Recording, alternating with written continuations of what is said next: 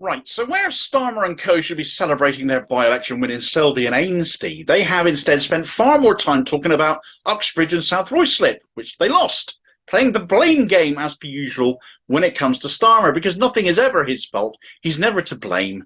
They lost Uxbridge narrowly. The bookies had them nailed on to win it, though. What went wrong? Oh, let's blame Sadiq Khan then. It's got to be ULEZ, hasn't it? Londoners don't want the green crap. We'll scapegoat him. It'll take the heat off St. Keith, the patron saint of boring.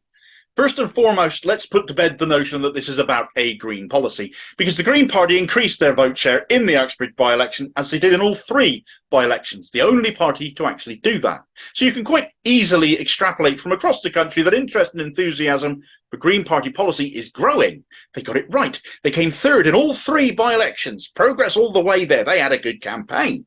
Let's also put to bed that ULEZ being introduced to begin with was down to Sadiq Khan too.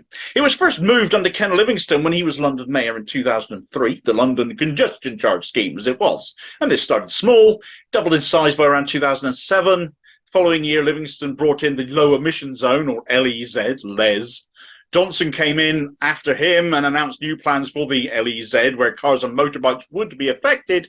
But this wouldn't come into effect until 2020, with a charging period not beginning until 2023, this year. Of course, Johnson went before then, and Sadiq Khan came in. He brought the charging period in straight away in 2019. He expanded it a bit further in 2021, and then announced he wanted to expand it to the whole of London. Some blamed the Tories for forcing this upon Khan, or they'd withhold funding from him. It was a narrative popularly going around for a time. This doesn't appear to be true, though. It's Khan's idea to have done this. The government weren't refusing funding for London mayoral normal goings-on. They were refusing funding to push ahead with this expansion, which was all Khan. But Khan has done it anyway. He's even admitted to shortfalls in funding over it, but still pushing ahead. So if you want to blame anyone for expanding ULEZ the way it's happening, well, you absolutely can blame Sadiq Khan for that. But is that the whole story here? Where does Keith come in? Well, it's not after the by-election pointing the blame at Khan for why Labour lost, because just 2 weeks ago, Starmer was a full-throated supporter of ULEZ.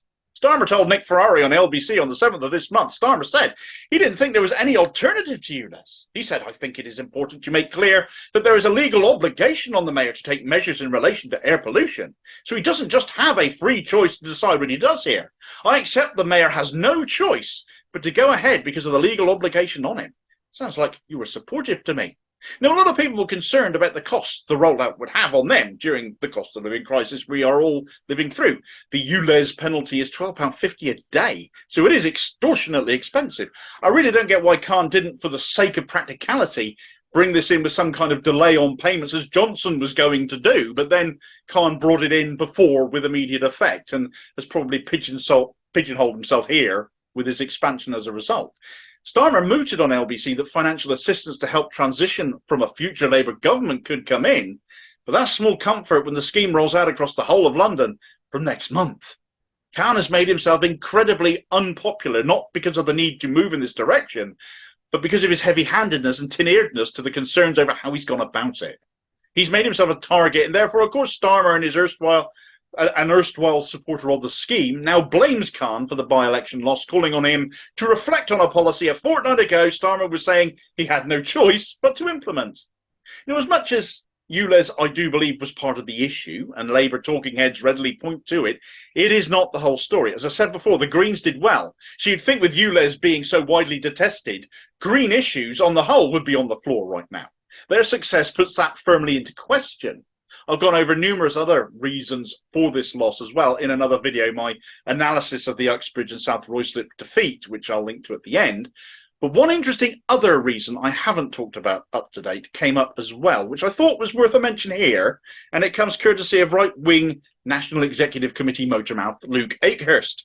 He's put out a tweet saying, the other specific issue to come up on the doorstep in Uxbridge was a perception in the Indian heritage community that Labour is anti-India.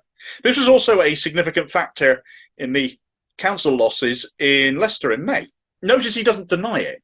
So it's a pretty racist thing, all in all, to have said, I think. It gives the impression that being seen to be anti-India is shoulder-shrugging stuff from a guy who is paid to promote Israeli interest in his country and squeals about anti-Semitism on an almost daily basis.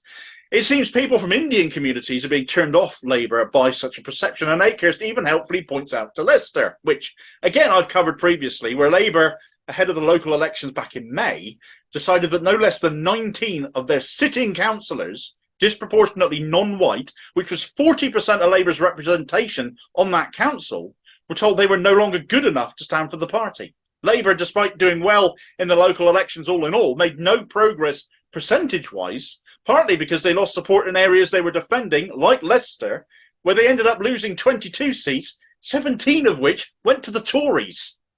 Akehurst has also insinuated that having someone of Indian heritage as PM in Rishi Sunak, that community would rather vote Tory. And I'm not sure which of his tweets would insult me there more if this applied to me. And of course, where does this sort of talk from the upper echelons of the party make you think about? Labour has issues with Islamophobia. It's a massive religion in India, but other religions there could be affronted by such talk too. Hindus, Sikhs, and more. It's a hornet's nest, actually. The Ford report, of course, acknowledges this issue within the Labour Party. But under Starmer, if it isn't anti-Semitism, it doesn't seem to matter. And that reinforces the points Martin Ford made in his report all the more. And you can imagine Akehurst, in his horribly phrased way, may be onto something in that ethnic minorities are turning away from Labour. But because of the likes of him and Starmer, and their weakness on dealing with other forms of racism aside from anti-Semitism, even to the point such communities feel targeted by Labour itself, as I'm sure they do in Leicester, after the local election debacle. Yet with Sadiq Khan also being a member of those communities, does that not undermine the ULEZ argument somewhat as well? I'll leave you all to ponder that one.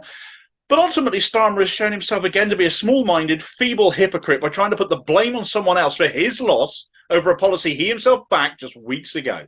Thanks for watching. I hope you found the video useful. Please do like, share and subscribe if you did. New content out daily. Meanwhile, here's my coverage as promised on the Uxbridge by-election fallout with more possible reasons for Labour's loss to give you some more to think about. And I'll hopefully catch you on the next video. Cheers, folks.